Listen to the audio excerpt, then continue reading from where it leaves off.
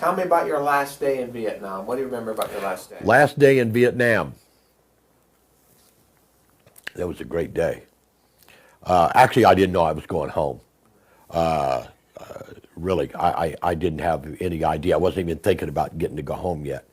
And I knew that I was getting short as time. I mean, they only made you do a year because unlike today in the Iraqi war where, they're calling, guys are having to go back for more tours because they only have so many guys. During Vietnam, they were just drafting more guys. They didn't draft more guys. They had 500,000 guys drafted. So they had guys, and they could get more. But my last day, I was actually, at that point, I was up north. I did a lot of fighting and was on many operations down south. Then I was moved up north and went into Laos and on Operation Raven and again on Operation Phoenix. And I was basically, I was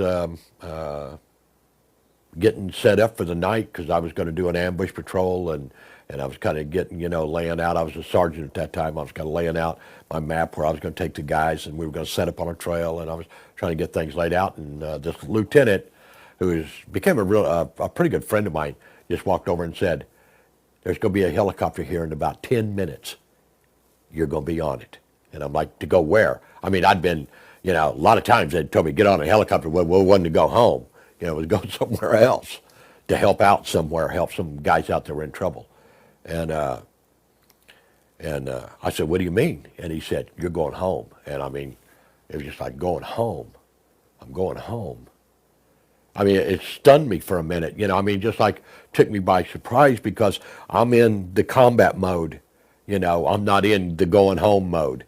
And I was trying to shake it off, and I'm like, what about my weapons and stuff? He said, "You need to go over and see Sergeant, I don't remember his name now, turn your weapons into him, And, well, at that time I carried an M16 and a 45 and I don't know, probably 2 or 3 other guns that I kept on me. But I had a bunch of stuff to turn in, so I was like, okay. And sure enough, the helicopter came and they were like, "Griggs, get on the helicopter." And I'm like, okay, I didn't know where it was going. It really didn't matter at that point. But if it was going towards home, and they flew me up to Chulai, got on a C-130, flew me south to Tan Son Nhut Air Force Base, got on an airplane, a civilian airliner. They had civilian airliners there, and got on a civilian airliner, and no guns or nothing, but I'm still in my jungle uniform, and still got mud on my boots, and away we go. We take off and we fly in the air. And one thing we knew is that the North Vietnamese had a lot of rockets, and we were afraid they would shoot us down before we could get out of there. And the plane takes off, but when it got out over water, we knew the 7th Fleet was sitting out there. And we knew they couldn't get out there where the 7th Fleet was. And well, man, you could hear a pin drop on that airplane. And, because you remember, I came over by ship. That took me 22 days to get there by ship. And now I'm going to fly home, and we're going to fly to Yokota, Japan, and then jump from Yokota to the States. But when we got out over water, man, that place just erupted on that airplane.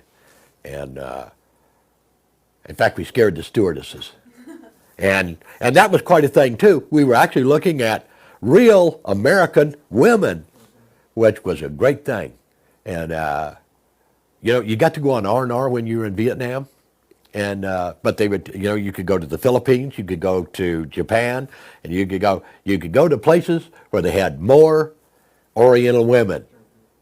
Well, it was a great thing. Let me just say this: it was a great thing to see some American women. And so the airplane just, exploded with applause. Guys were, we're out over the ocean. We get to Japan, take on fuel, and head for the States. And we come to the States, flew into the States, and they flew us into Travis Air Force Base, Vacaville, California.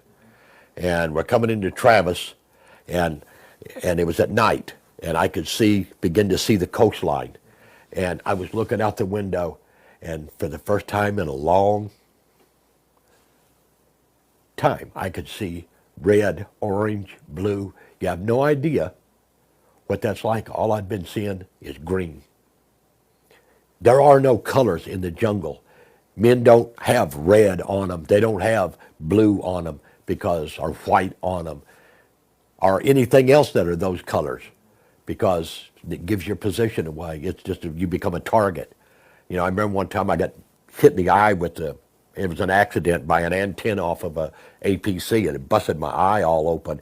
And the medic, who wasn't a Green Beret medic, because I was attached to another unit right then, put a great big taped a big hunk of gauze, because I had blood all over my face, and he tapes this big hunk of white gauze on me, and I'm like, is that the only color you got? I mean, you might as well put a bullseye on me.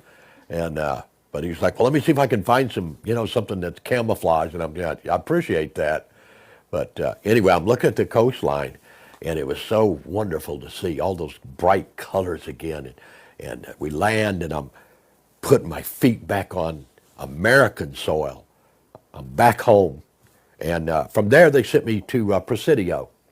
Presidio is a very small little base south of San Francisco.